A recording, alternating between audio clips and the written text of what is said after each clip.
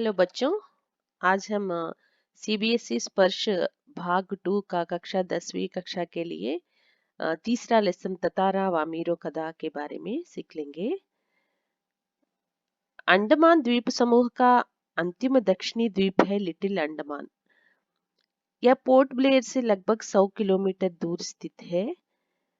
इसके बाद निकोबार द्वीप समूह की श्रृंखला आरंभ होती है जो निकोबारी जनजाति की आदिम संस्कृति के केंद्र है। एक प्रेम कहानी है, इसके बारे में कवि हमें बता रहे हैं। अंडमान द्वीप समूह का दक्षिणी द्वीप है लिटिल अंडमान। ఏం చెప్తున్నాడు కవి? అండమాన్ ఐలాండ్ కి సౌత్ లో ఉన్నది लिटिल अंडमान।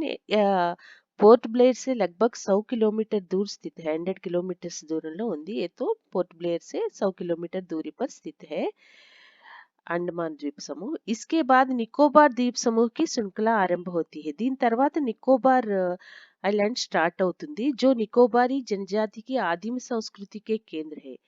ఈ ట్రైబల్ పీపుల్ నికోబారీ आदिम संस्कृति యొక్క కేంద్రం ఇది। निकोबार द्वीप समूह का पहला प्रमुख द्वीप है कार निकोबार। निकोबार आइलैंड्स లో ఫస్ట్ ది कार निकोबार, जो लिटिल अंडमान से 96 किलोमीटर दूर पर है। 96 కిలోమీటర్ల దూరంలో ఉంది ఇది। కార్ నికోబార్ लिटिल अंडमान నుంచి 96 किलोमीटर्स दूరంలో ఉంది। निकोबारियों का विश्वास है कि प्राचीन काल में ये दोनों द्वीप एक ही थे। ये कार निकोबार लिटिल अंडमान ये दोनों द्वीप एक ही थे पहले, निकोबारियों का विश्वास है। इनके विभक्त होने की एक लोक कथा जो आज भी दोहराई जाती है। అంటే ఈ రోజుకి కూడా చెప్పుకుంటున్నారు దీని గురించి। ఒక కహాని ఉంది, ఒక స్టోరీ ఉంది। రెండు విడిపోవటానికి ఒక స్టోరీ ఉంది। దాని గురించి ఈ రోజుకి కూడా వహాకి జనతా दोहराई जाती है। వాళ్ళు ఇప్పటికీ కూడా చెప్పుకుంటుంటారు। सदियों पूर्व जब लिटिल अंडमान और कार निकोबार आपस में जुड़े हुए थे, అంటే ఈ రెండు కూడా కలిసి ఉండేవి। लिटिल अंडमान कार निकोबार రెండు కలిసి ఉండేవారు। तब वहां एक सुंदर सा गांव था, అక్కడ ఒక అందమైన గ్రామం ఉండేది। वहां एक सुंदर सा गांव था। पास में एक सुंदर और शक्तिशाली युवक रहा करता था। అక్కడ ఒక అందమైన శక్తిశాలి యువక్ ఉండేవాడు। उसका नाम था తతాన్రా।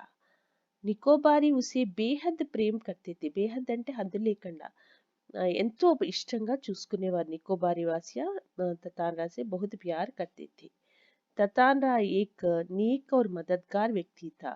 इधर ततानरा के बारे में लिखने के लिए हमें पूछे तो ये हम लिख सकते हैं इधर से। ततानरा एक మంచివాడు, అందరికి हेल्पिंग नेचर కలిగిన వ్యక్తి।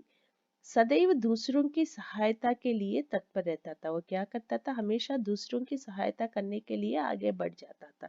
ఎప్పుడు ఇతరులకు హెల్ప్ చేయడానికి ముందుకుండేవాడు। अपने गांव वालों को ही नहीं अपितु समूचे द्वीपवासियों की सेवा करना अपना कर्तव्य समझता था। అంటే తన వాళ్ళనే, తన గ్రామంలో వాళ్ళనే కాకుండా మొత్తం ఐలాండ్ లో ఉన్న వాళ్ళందరికీ హెల్ప్ చేయటం తన రెస్పాన్సిబిలిటీ కింద అనుకునేవాడు। उसके इस त्याग की वजह से वह చర్చిత था। అతని ఈ సాక్రిఫైజింగ్ నేచర్ కి అందరూ కూడా అతని గురించి డిస్కస్ చేసుకునేవారు। సభీ ఉస్కా ఆదర్ కర్తే थे, అందరూ రెస్పెక్ట్ ఇచ్చేవారు। वक्त मुसीबत में उसे स्मरण करते वह भागा भागा वहां पहुंच जाता। ఎప్పుడైనా కష్టం, ముసీబత్ అంటే కష్టం వచ్చినప్పుడు उसे स्मरण करने से वह भागा भागा वहां उनके मदद करने के लिए पहुंच जाता। అతన్ని తలుచుకోగానే పరిగెట్టుకుని వాళ్ళకి హెల్ప్ చేయడానికి వచ్చేవాడు। दूसरे गांवों में भी पर्व त्योहारों के समय उसे विशेष रूप से आमंत्रित किया जाता था। వేరే గ్రామాల్లో కూడా ఏదైనా ఫెస్టివల్స్ అప్పుడు కూడా అతన్ని స్పెషల్ గా ఇన్వైట్ చేసేవారు। ఆమంత్రిత్ కన్నా మీన్స్ స్వాగత్ కన్నా, అతన్ని ఇన్వైట్ చేసేవారు। दूसरे गांव के लोग भी उसे आमंत्रित किया जाता। उसका व्यक्तित्व तो आकर्षक था, साथ ही आत्मीय स्वभाव की वजह से लोग उसके करीब रहना चाहते थे। అతను చాలా మంచి వ్యక్తిత్వం కలిగిన వ్యక్తి, అందరూ కూడా అతన్ని ఇష్టపడేవారు। అంతేకాకుండా అందరితో ప్రేమగా ఉండేవాడు కాబట్టి అందరూ అతనికి దగ్గరగా, కరీబ్ రహనా మీన్స్ దగ్గరగా ఉండాలని అనుకునేవారు। पारंपरिक पोशाक के साथ वह अपनी कमर में सदैव एक लकड़ी की तलवार बांधे रहता। ट्रेडिशनल ड्रेस, पोशाक मीन्स ड्रेस, దాంతో పాటుగా ఎప్పుడు కూడా वह अपने कमरे में एक लकड़ी की तलवार बांधे रहता। ఒక స్టిక్ తో చేసిన కత్తి పెట్టుకొని స్వర్డ్ పెట్టుకొని తిరుగుతూ ఉండేవాడు. लोगों का मत था बावजूद लड़की की लकड़ी के होने पर उस तलवार में అద్భుత దైవీయ శక్తి थी. అది కర్రతో చేసింది అయినా సరే దానిలో ఒక చాలా పవర్ ఉందని పీపుల్ అనుకునేవారు. తతాన్రా అపని తల్వార్ కో కభీ అలగ్ నా హోనే దేతా. ఎప్పుడు కూడా తను పెట్టుకునే తిరిగేవాడు, దాన్ని తన నుంచి దూరం చేసేవాడు కాదు తతామ్రా. ఉస్కా దూసరోं के सामने उपयोग भी ना करता. ఎవడు ఎదుర్కొన్నైనా గొప్ప కూడా అతను యూజ్ చేసేవాడు కాదు. किंतु उसके चर्चित साहसिक कारनामों के कारण लोग बाग तलवार में అద్భుత శక్తి కా హోనా మాన్తే थे. కానీ అతని గురించి చాలా చాలా స్టోరీస్, అడ్వెంచరస్ స్టోరీస్ ఉండటం వల్ల అందరూ కూడా అందులో ఏదో దైవీయ శక్తి ఉంది, ఉస్మే कोई అద్భుత శక్తి का होना मानते थे. తతానో కి తల్వార్ एक विलक्षण रहस्य थी. అందరూ కూడా దానిలో ఏదో ఒక అద్భుతం ఉందని నమ్మేవారు. इधर से हम इधर तक ततानरा के बारे में लिखो, ऐसा पूछते तो हम इधर से इधर तक लिख सकते. ततानरा एक नेक और मददगार आदमी था और अपने गांव के ही नहीं समूचे गांवों के लिए मदद करने के लिए हमेशा आगे बढ़ता था. इस प्रकार हम उसके तलवार के बारे में भी लिखना पड़ता था. एक शाम ततानरा दिन भर के अथक परिश्रम के बाद समुद्र किनारे टहलने निकल पड़ा. ఒక రోజు తతాన్రా రోజంతా కష్టపడిన తర్వాత పరిశ్రమ చేశాక సముద్రం ఒడ్డున తిరగటానికి వచ్చాడు. సూరజ్ సముద్ర సే లగే క్షితిజ్ తలే డూబ్నే కోతా. సూర్యుడు సన్సెట్ అవుతుంది అప్పుడే. సముద్ర సే ఠండీ బయారే ఆ రహీ థీ. బయారే మీన్స్ హవాయే. సముద్రంలోంచి చల్లని గాలులు వస్తున్నాయి. పక్షియోं का సాయంకాలీన చహచహాటే సనే సనే క్షీణ హోనే కోతి. పక్షుల యొక్క సాయంత్రం సౌండ్స్ ఉంటాయి కదా, అవి కూడా మాటి మాటికి సనే సనే అంటే పునః పునః మెల్లిమెల్లిగా తగ్గుతూ వస్తున్నాయి. ఉస్కా మన్ శాంతత, చాలా పీస్ గా ఉన్నాడు అతను. विचारमग्न ततानरा समुद्री बालू पर बैठकर सूरज की अंतिम रंग बिरंगी किरणों को समुद्र पर निहारने लगा. విచారమగ్ని మీన్స్ ఏదో ఆలోచిస్తున్నాడు. సముద్రపు ఇసుకలో కూర్చుని సూర్యుడి యొక్క కిరణాలు చూసుకుంటూ నిహార్నే లగా. తబ్బి కహీ పాస్ సే ఉసే మధుర గీత్ గూంజితా సునాయి దియా. అప్పుడే అతనికి ఒక చక్కటి సంగీతం వినిపించింది, ఒక పాట. గీత్ మానం బహతా హువా ఉస్కి తరఫ్ ఆ రహా హో. పాట చక్కగా అక్కడికి అతని వరకు వస్తోంది. బీచ్ బీచ్ మే లహరోం కా సంగీత్ సునాయి దేతా. మధ్య మధ్యలో కెరటాలు కూడా వినిపిస్తోంది. गायन इतना प्रभावी था कि वह अपनी सुध-बुध खोने लगा. పాట ఎంత ఇన్ఫ్లుయెన్స్డ్ గా ఎంత బాగుందంటే అసలు తను మర్చిపోయాడు తను. లహరోం కే एक प्रबल वेग ने उसकी तंद्रा भंग की.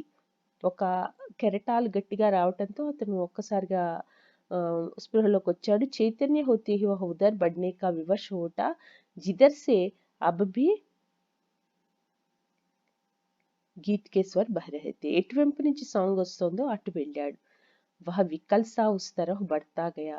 అతను ఏదో ఆలోచిస్తూ అతడు వెళ్ళిపోతున్నాడు. అంతతః ఉస్కి నజర్ ఏక్ యువతి పర్ పడి జో ढलती हुई शाम के सौंदर्य में बेसुध एकटक समुद्र की देह पर डूबते आकर्षक रंगों को निहारते हुए गा रही थी. అక్కడ ఒక అమ్మాయి కూర్చుని ఆ సముద్రంలో కెరటాల సముద్రాన్ని చూస్తూ ఆ సాయంత్రం తను మర్చిపోయి ఆ సముద్రంలోని రంగులు చూస్తూ మర్చిపోయి పాడుతోంది. ఒక ఏక శృంగార గీత థా. ఒక ప్రేమతో కూడిన ఒక పాట, ఆమె శృంగారభరితమైన పాట, एक श्रृंगार गीत गा रही थी. उसे ज्ञात ही ना सका कि कोई अजनबी युवक उसे निशब्द ताके जा रहा है. ఆమెకు అసలు తెలియదు, ఎవరో ఒక తెలియని యువకుడు తన్ని అజ్నబీ యువక్ ఉసే నిశ్శబ్ద తాకే అంటే సౌండ్ చేయకుండా తన్ని అబ్జర్వ్ చేస్తున్నాడని తెలియదు. ఎకాయక్ ఏక్ ఊంచీ లహర్ ఉట్టి और उसे भिगो गई. ఒక్కసారిగా ఒక కెరటం వచ్చి ఆమె తడిసిపోయింది. वह हड़बड़ाहट में गाना भूल गई. కంగారులో పాట మర్చిపోయింది. इसके पहले कि वह सामान्य हो पाती उसने अपने कानों में गूंजती गंभीर आकर्षक आवाज सुनी. తనకి ఒక్కసారిగా ఒక ప్రశ్న, ఒక స్వరం వినిపించింది అనమాట. तुमने एकाएक इतना मधुर गाना अधूरा क्यों छोड़ दिया? తతురా ने వినమ్రతాపూర్వక కహా. అక్కడికి తతామ్రా వచ్చేసి నువ్వు మధ్యలో పాట ఎందుకు ఆపేశావు అని అడుగుతున్నాడు. अपने सामने एक सुंदर युवक को देखकर वह విస్మిత్ हुई. అతను ఎదురుకుండా ఒక అందమైన అబ్బాయిని చూసి ఆమె ఆశ్చర్యపోయింది. उसके भीतर किसी कोमल भावना का संचार हुआ. ఆ స్త్రీ సహజమైన ఒక అందమైన భావన వచ్చింది. కింద अपने को संयत कर अपनी बेरुखी के साथ जवाब दी. కానీ తను కంట్రోల్ చేసుకొని ఆ, ఆ, చాలా ర్యాష్గా ఆన్సర్ जवाब చెప్పిందనమాట. చాలా बहुत बड़ा लेसन है ना. नेक्स्ट वीडियो में और रिमाइनिंग लेसन पढ़ाऊंगी. ओके ना. Bye students.